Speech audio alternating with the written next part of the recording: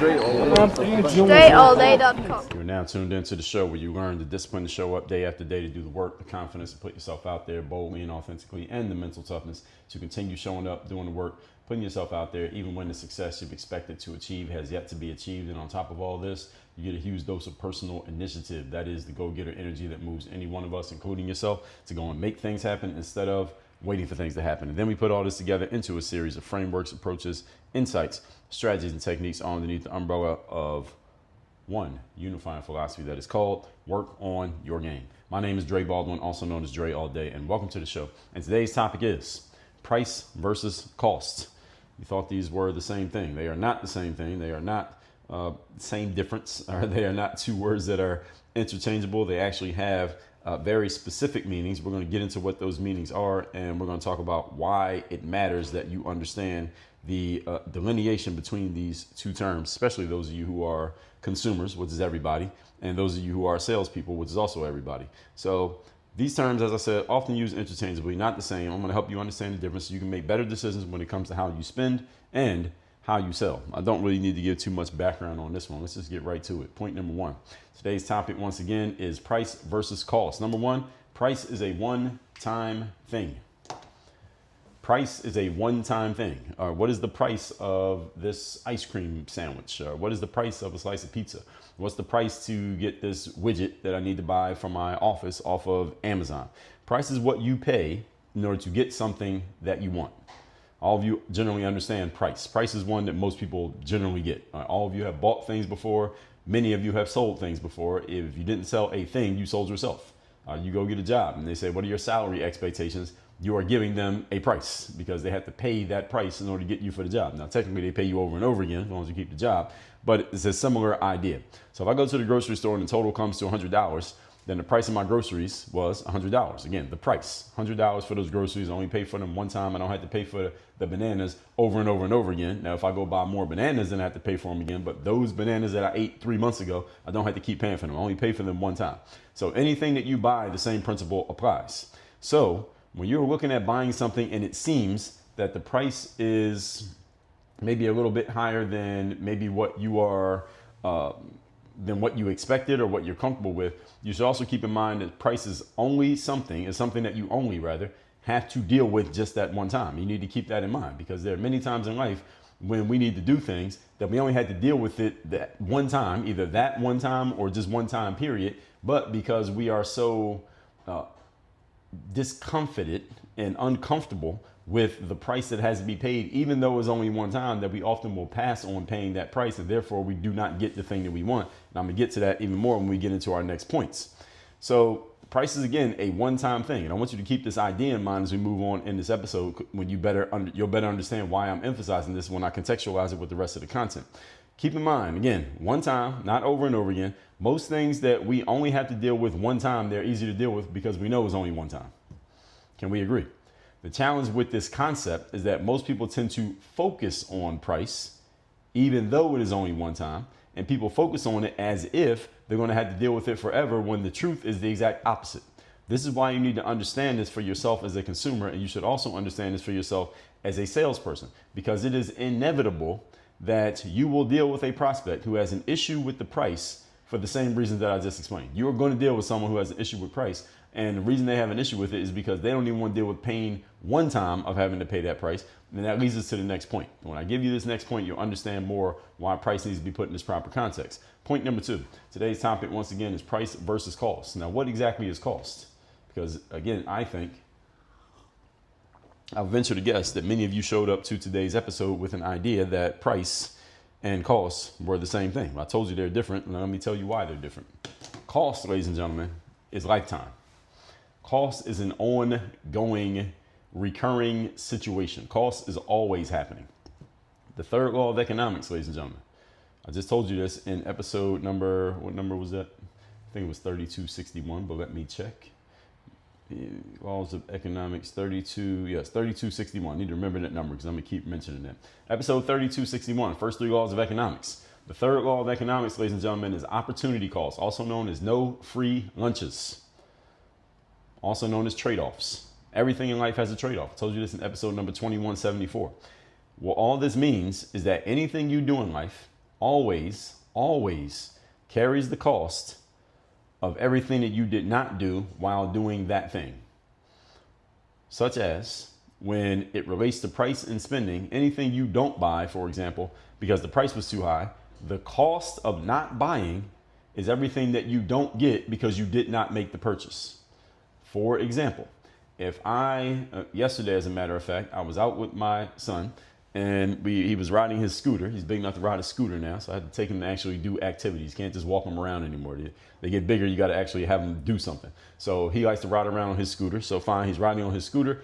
I'm getting a little bit hungry, and I've already eaten dinner for the night. And there's a pizza shop. I had noticed this pizza shop before when we walked past the same area on the beach. And I figured, all right, they probably have slices in there. On our way back, we're going to stop in there and get a slice of pizza. Now, I did go in there and get the slice of pizza. It cost me $4.65 to get the pizza. And the price was what? That $4.65. I only paid it one time, got the slice of pizza, and shared it with my son. Had I not bought the pizza, what would be the cost of not buying the pizza? Class, let's all give me answers. Raise your hands, give me answers. What are the answers for having not bought the pizza? Had I not bought the pizza, the cost would be I'm still hungry and I haven't put anything in my stomach. Now, is pizza necessarily the best thing I could put in my stomach at the time? For me, the answer is yes, because that was the best option I saw, and it's the option that I took. So technically, it does make it the best option. But are there better things? Maybe I could have eaten a banana. Maybe I could have got me a sandwich that was of higher quality than a slice of pizza. The point is, the cost of not buying that pizza would have been that I was still hungry, and I would have still needed to find a solution. The cost of buying the pizza, being that I did commit and I bought the pizza, the cost was, number one, the time that I had to stop in the pizza shop and actually get it, because had I not stopped there, maybe I would have got home 10 minutes sooner. The other cost of buying the pizza was the $4.65 that left my account, and I'm not going to get that money back. The other cost is whatever it does to maybe damage my body that I ate a slice of pizza, a greasy slice of pizza, instead of eating something else or eating nothing at all when I was hungry. So everything has a cost and everything has a price. What you need to understand is no matter what you do, you're paying the cost. If you commit and do something, there's a cost. If you don't commit and do nothing, there's also a cost. Everything always has a cost. Again, this is a law of economics, ladies and gentlemen. I wish I could tell you I made it up, but no, it's a law of economics. I'm just interpreting that law for you so that you better understand it. Everything costs something. And again, opportunity cost is everything you didn't do because of the thing that you did do. For example, if I go to the grocery store and I don't buy some eggs because I think the price of the eggs are too high, eggs are $13 too high. The cost of not buying those eggs is that tomorrow I cannot make an omelet at home for my breakfast because I don't have any eggs. If you want a new car and you don't buy the car because the price is too high, well, the cost of that decision is you got to keep driving around in your old car, or you got to keep taking Uber or walking because you ain't got a car. In simple terms, one way that this is the reason why I mentioned earlier that all you salespeople and consumers can use this. One way that you can sell yourself and or sell others on anything is by considering the ongoing cost of anything that you don't do, and also the ongoing cost of anything that you commit to doing, and weigh that against the one-time price of the exact same thing. What this does is it taps into FOMO, the fear of missing out that all humans experience on some level in certain aspects of life. I'll give you an example. So in 2011, maybe 2012, there was I know it happened, and it came out in 2011, so this is probably 2012. So 2011, there was an album that came out by Kanye West and Jay-Z. It was called Watch the Throne. And actually, like this album, to this day, I could listen to that album. Very good album between these two great artists and who were friends at the time. Who knows what they're doing now. But anyway, they went on tour because the album came out in, I believe, August of 2011. Then they went on tour the following summer. So maybe it was later that year. It might have been 2011, but 2012, 1 year like that. They went on tour and they had a show in Miami. And I don't go to rap concerts. I'm not a big rap concert person. I don't like the element of rap concerts. There's too many people who do not know how to behave at rap concerts. That's why I generally do not go to rap concerts. And I was going to go to this one, though, because here's the way I explain it. When I tell you a little bit more about why I don't go to rap concerts is because the people who attend concerts tend to behave as if they are living out the lifestyle and the energy of the artist who is performing. So, for example, I would generally avoid going to a 50 Cent G-Unit concert, even though 50 Cent's my favorite rapper. I never went to a 50 Cent concert. I would not go to a 50 Cent concert because there's going to be a bunch of people in there behaving as if they are 50 Cent and they are the G-Unit, and that leads to an element that I don't want to be around, I don't want to be involved in, because I don't want to have to engage with anyone behaving in that way. And I have gone to a Jay-Z concert. I went to one Jay-Z concert in Miami. That was the last one that I went to. But I can go to a Jay-Z show because Jay-Z doesn't make music about being violent. Most of his music is not about violence. It's mostly about money and success and being a hustler. And there's a calmer element to a Jay-Z show than there is to a 50 Cent show, if that makes sense. And Kanye West is a guy who's come out and he's always flown the flag of, hey, I'm not a gangster guy. I'm not a street guy. I'm not a guy who came from, I'm not a guy who pretends that he's ghetto. I actually went to college. I dropped out of college. This whole thing was college dropout when he first came out. And I wear the pink polo shirts and I wear Louis Vuitton backpacks, and I am far from a threatening person. I don't even present myself as that. So Kanye and Jay-Z together, that's a show that I could go to. So I'm saying all that to give you context. So the concert was coming to Miami and it was very close to where I lived. I could walk to the arena and I was looking at the tickets. Tickets were a little bit higher than I wanted to pay. I don't remember the price, but they were just a little bit out of the range that I was comfortable paying. And I was weighing the options. Should I get the ticket? Should I not get the ticket? Should I get it? Should I not get it? And I thought about it all the way up to the day of the concert, and the price of the ticket was still available. And I ended up not buying the ticket because I didn't want to spend that much money on the tickets. And I had and to this day, I guess I still got the FOMO. I guess it's not fear anymore because it already happened, but the cost of having not gone to that show, because I regret not going. I should have just spent the money and went to the show, because what did I do with the money that I didn't spend on those tickets? Who the hell knows? Probably nothing that mattered that would have gave me an experience like going to that show. I should have went to the show. So the cost of me saving my money and not going to the show is that I didn't get the experience of going to the show. Give you another example. Same venue, Miami. The arena where the Heat play at the time was called American Airlines Arena. These days it's called, I forget the name of that company. I forget the name of the company that it's called. But anyway, whatever it's called today. But back then it was the American Airlines Arena.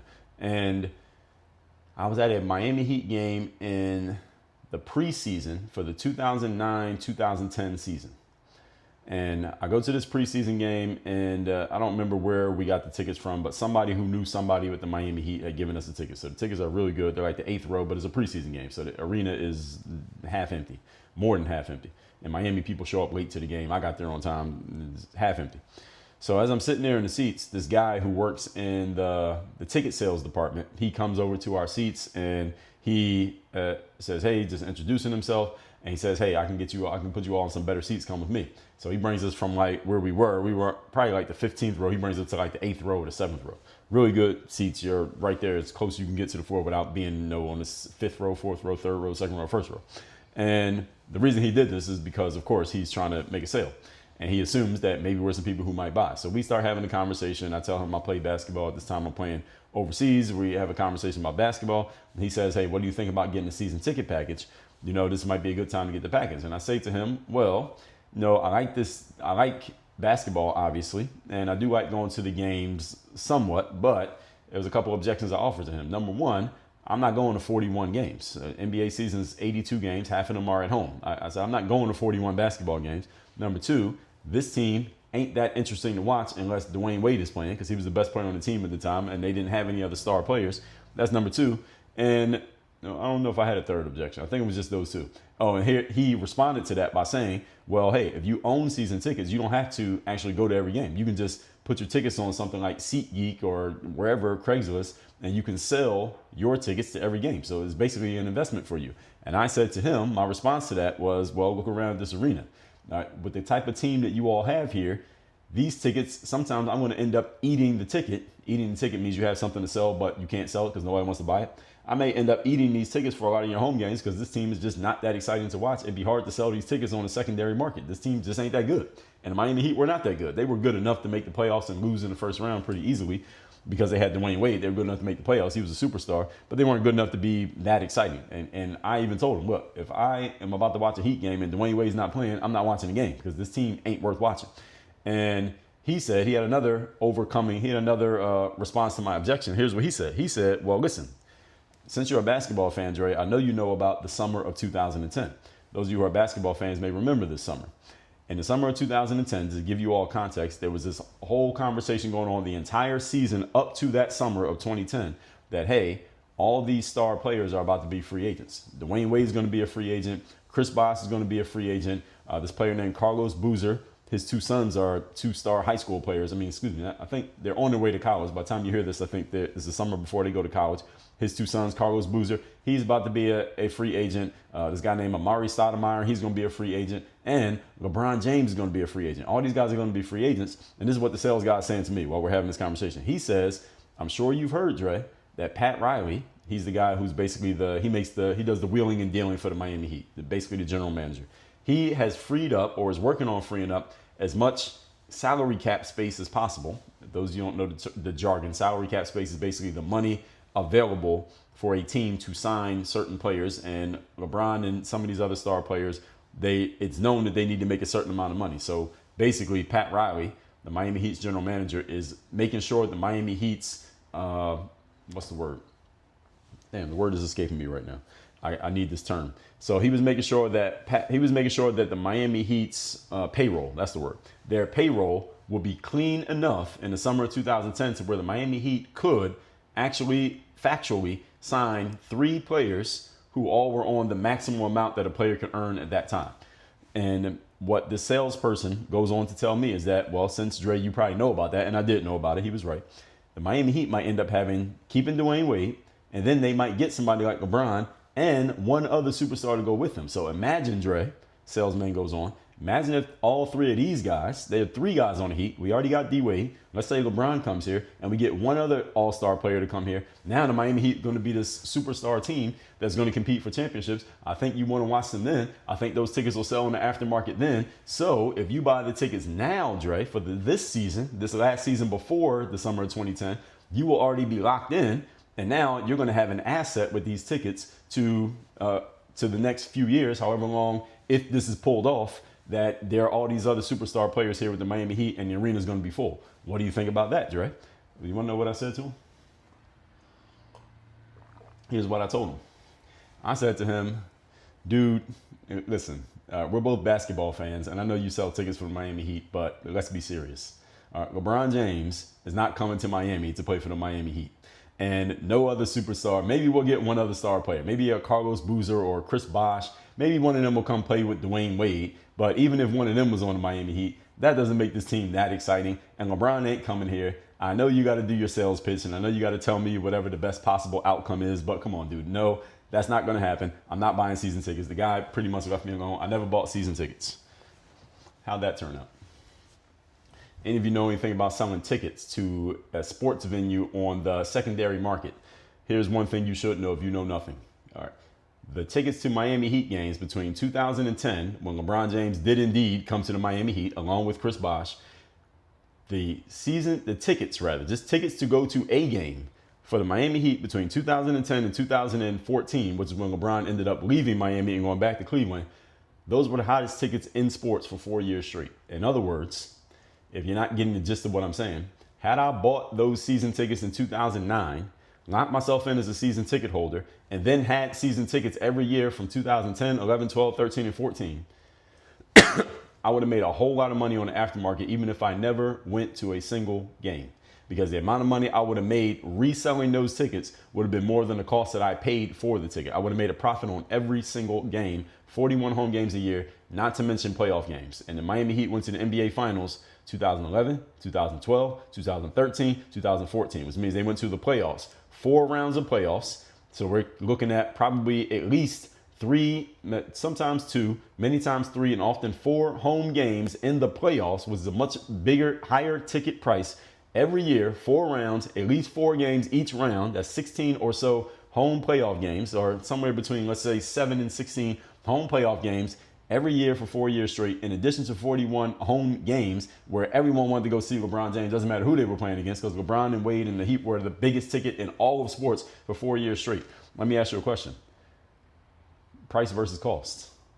The cost of me not paying the price to get those tickets was significantly more than what I would have paid to get them. The cost of my non-decision to buy those tickets far outweighed the price.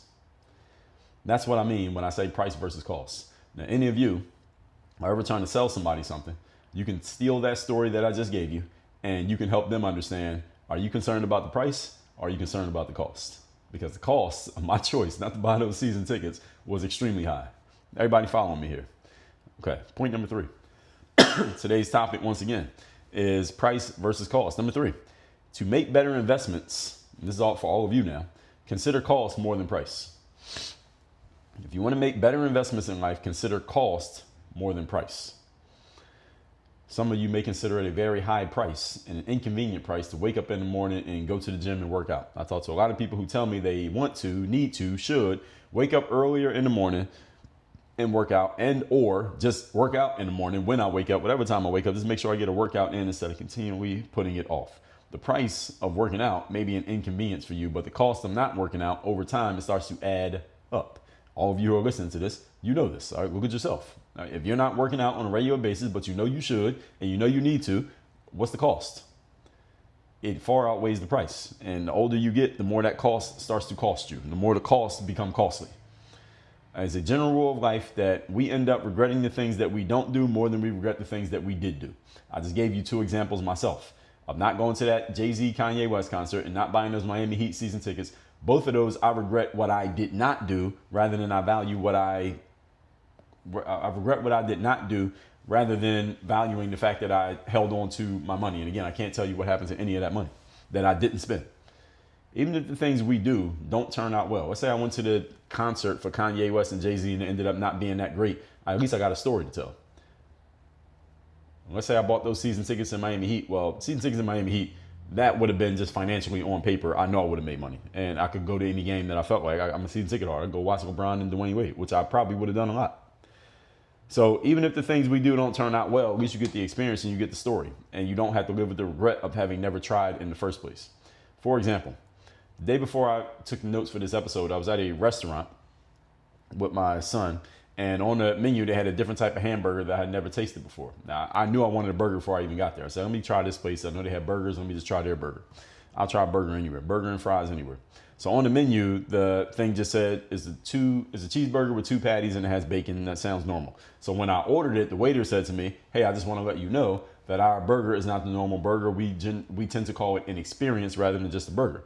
And I asked him to explain. Well, he went on to explain. I didn't ask him. He told me what it was.